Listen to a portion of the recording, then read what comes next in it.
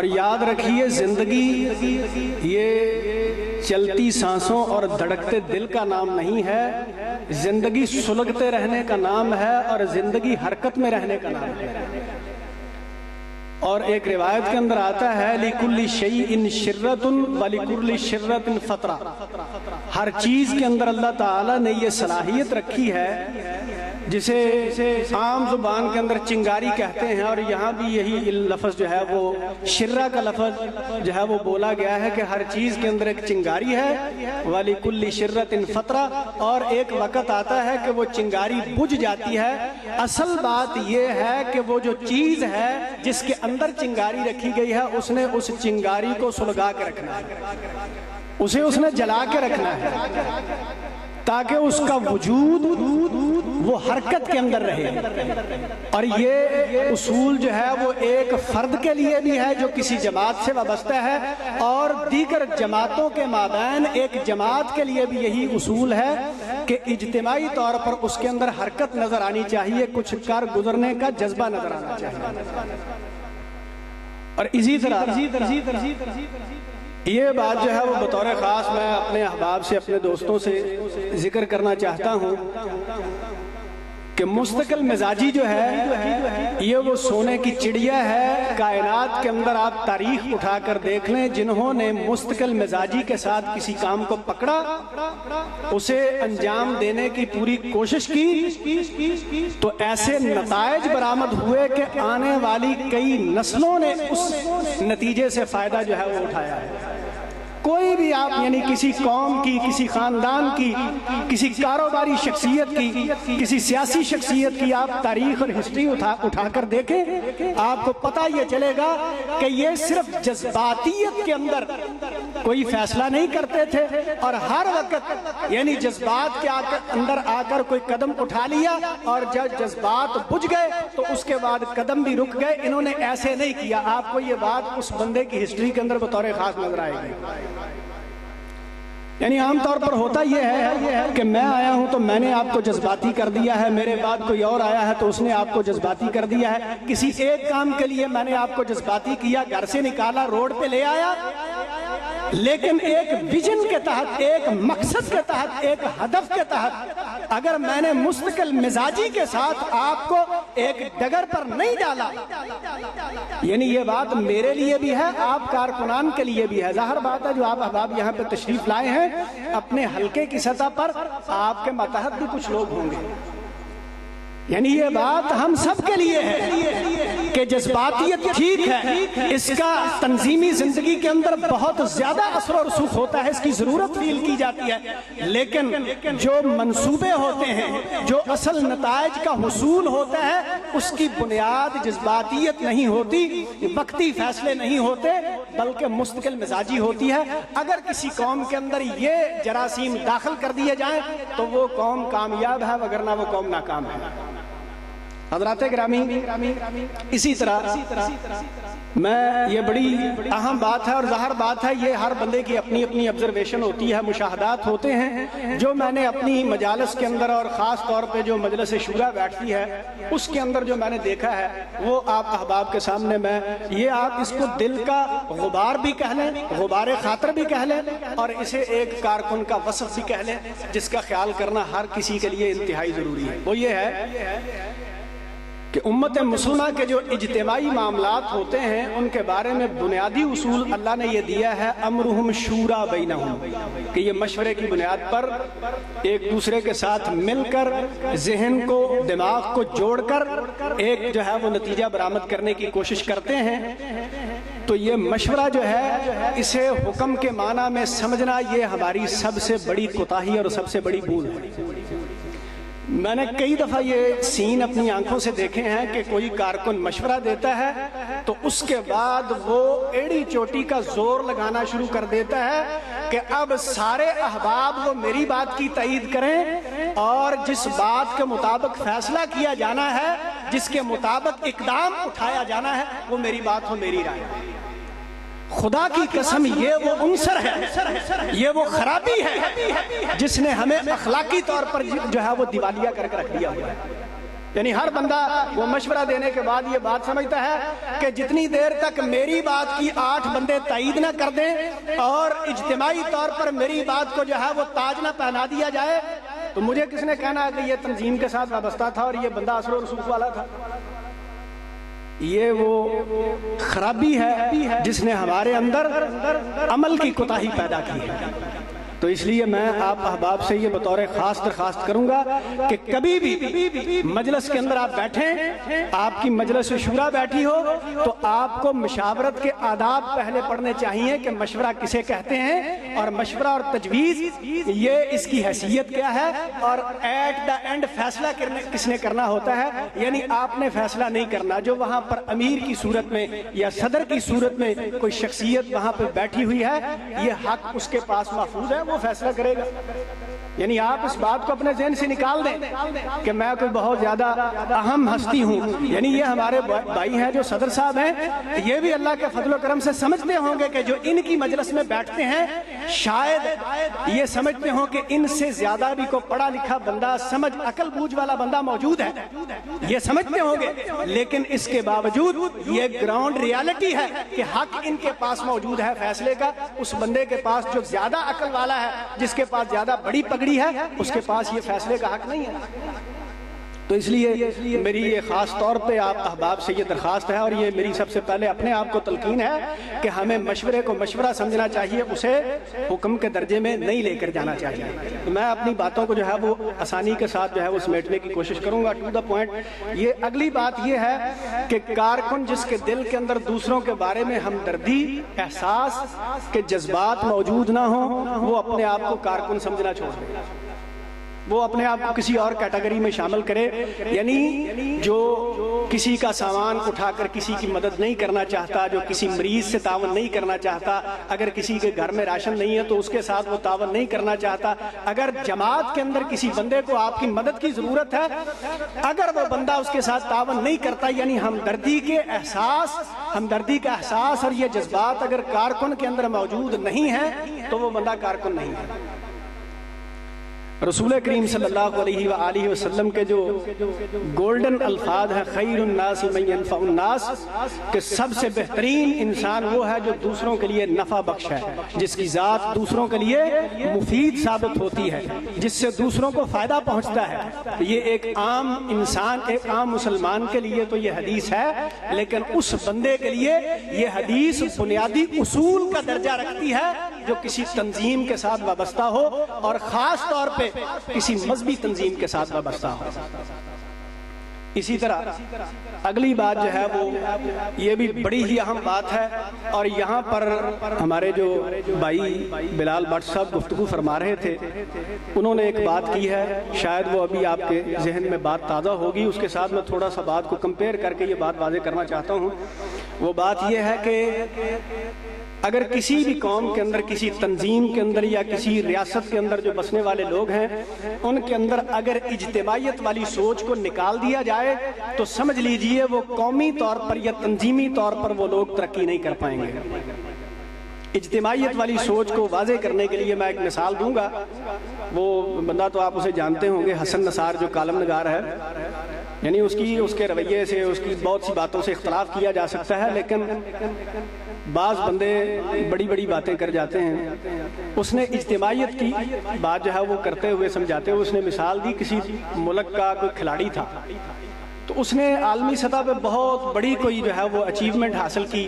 اس نے کھیل کے اندر کوئی بہت بڑا اعزاز حاصل کیا۔ تو امریکہ تھا یا برطانیہ، جو بھی بڑے ممالک ان چیزوں کو ڈیل کرتے ہیں، ہینڈل کرتے ہیں، انہوں نے اس کے سامنے یہ آپشن رکھا کہ آپ کو یہ چیزیں جو ہے وہ مراعات کے اندر دے دی جائیں، اور اس کے علاوہ جو آپ مانگیں گے وہ بھی آپ کو دے دیا جائے گا۔ تو اس نے کہا اس کا جو ملک تھا، انٹرنیشنلی سطح پر بہت سے ممالک تھے جنہوں نے اس ملک کے ساتھ ٹریڈ بند کیا ہوا تھا، لین دین کاروبار بند کیا ہوا تھا۔ اس نے کہا کہ یہ جو مراعات ہیں، یہ جو فائدہ ہے، یعنی وہ اتنا زیادہ تھا کہ اس کی آنے والی شاید قیامت تک کی نسلیں بھی کھاتی رہتی تو وہ ختم نہ ہوتا، یعنی اتنا زیادہ کچھ تھا۔ تو اس نے کہا کہ یہ مجھے کچھ بھی نہیں چاہیے، میری ایک ہی درخواست ہے کہ آپ عالمی سطح پر میرے ملک کے بارے میں جو امیج ہے اسے آپ ختم کروا دیں، اور سارے ملکوں سے یہ آپ درخواست کر کے ٹریڈ جو ہے وہ میرے ملک کے ساتھ جو کاروبار ہے وہ شروع کروا دیں۔ میرے لیے یہ سب سے بڑا اعزاز اور سب سے بینیفٹ جو ہے وہ بڑا میرے لیے یہی ہے۔ بلال صاحب نے جو بات کی ہے، انہوں نے کہا نا کہ مال و دولت جو ہے یہ کوئی بڑی چیز نہیں ہے اور مسلمانوں کے پاس بڑا مال ہے، اس حوالے سے مجھے تھوڑا سا اختلاف ہے اور میں یہ بات تھوڑی سی واضح کرنا چاہتا ہوں۔ یہاں بر صغیر کے اندر ایک بہت بڑی شخصیت ڈاکٹر غلام جیلانی برک گزرے ہیں، ہمارے جو علماء ہیں ان کے ساتھ ان کے بڑے اختلافات بھی تھے، لیکن جو بہت پڑھا لکھا بندہ ہوتا ہے اس کی بہت سی باتیں جو ہیں ان سے فائدہ اٹھانے کی انسان کو کوشش کرنی چاہیے۔ یعنی اس وقت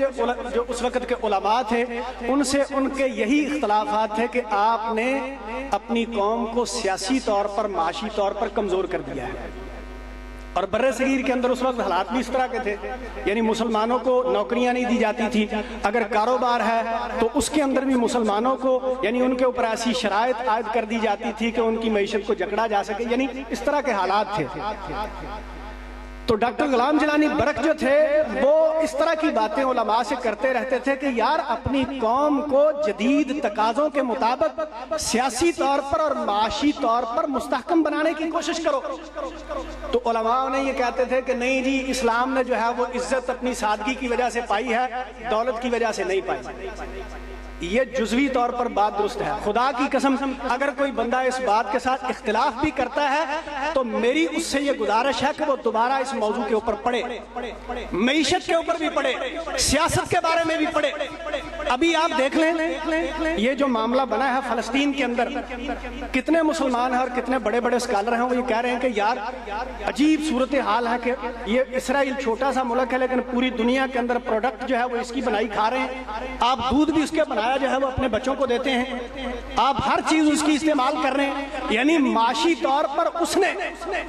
دنیا کے اندر اپنا وہ مقام پیدا کیا ہے کہ سارے اسلامی ملک مل کے بھی اس ایک کا مقابلہ نہیں کر پا رہے۔ تو یہ کیا ہے میرے بھائیوں؟ یہ بات بڑی سمجھنے والی ہے اور بڑی باریکی والی بات ہے۔ یہ کہہ دینا کہ اسلام نے سادگی کی وجہ سے عزت پائی ہے، یہ جزوی طور پر بات درست ہے۔ جب میرے لیے فرد واحد کے لیے یہ آپ بات کہیں تو یہ بات بالکل درست ہے، لیکن آپ ایک اسلامی ریاست کے اصول کو سامنے رکھتے ہوئے اور آپ ایک سلطنت مسلمہ کے اصول کو سامنے رکھتے ہوئے یہ بات کہیں تو خدا کی قسم مجھے جو ہے وہ 100% اس بات سے اختلاف ہے۔ یہ بالکل بات درست نہیں ہے کہ جی مال و دولت کی کوئی اہمیت نہیں ہے، مال و دولت کی اہمیت ہے۔ اگر مال و دولت کی اہمیت نہ ہوتی تو مال غنیمت کے جو مسائل ہیں، زکوٰۃ کے جو مسائل ہیں، اور جب کیسر و کسریٰ کو فتح کیا گیا تو اللہ کے رسول نے جو بشارتیں سنائی تھی کہ تمہارے ہاتھ میں کنگن پہنائے جائیں گے اور یہ سارے معاملات رونما ہوں گے، یہ ساری باتیں تو مال سے ریلیٹڈ ہیں، یہ نبوی تعلیمات کے اندر کہاں سے آ گئی پھر؟